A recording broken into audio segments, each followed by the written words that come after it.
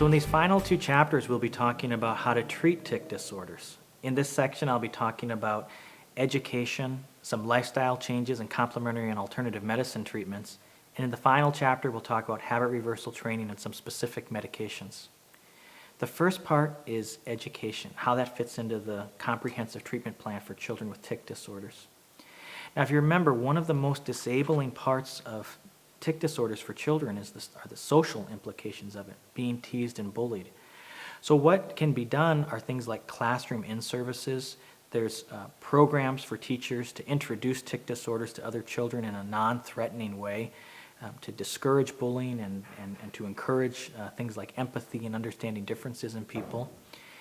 Tic breaks are important, and so one of the things that I'll see occasionally in the office is children who are frequently getting bathroom passes so that they can leave the classroom and perform their tics.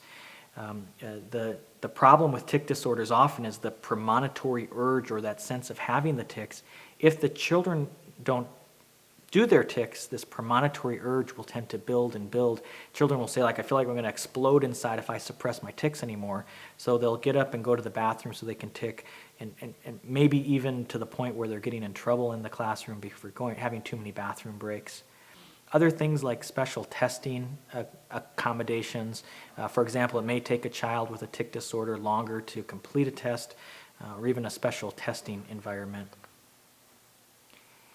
In some other lifestyle changes, the first thing I tell families is to ignore the tic. For almost all tics, unless we're talking about starting something like habit reversal training, the best thing to do is to ignore them.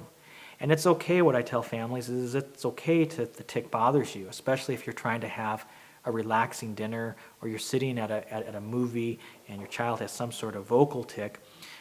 Even to the point where if the tic's bothering you so much, you may want to get up and remove yourself from the situation, and in an unintrusive way. You don't want to say to the child, my gosh, would you quit that, you're driving me crazy, but to remove yourself and let the child tic. One of the problems with tics is that anxiety tends to promote tics, and so if you're constantly telling a child to stop their tics, it can increase their anxiety and make their tics worse. Another important lifestyle change is having good anxiety-relieving activities built into the child's everyday life. This is something as basic as unstructured play, being able to go to the park and choose what sort of activity they want to do, or in a more formal way, something like taekwondo, yoga. I'll talk about activities at the rec center, YMCA. And sometimes this is an area where organized sports can be good. It's good, vigorous exercise. But for some children, the anxiety of organized sports can actually activate their tics to some degree. I talk about some other lifestyle changes, including adequate sleep, avoiding sleep deprivation.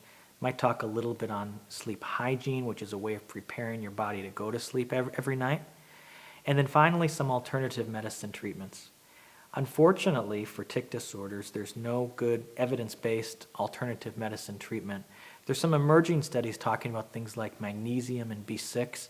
For now, I don't make any specific recommendations for alternative medicine treatments.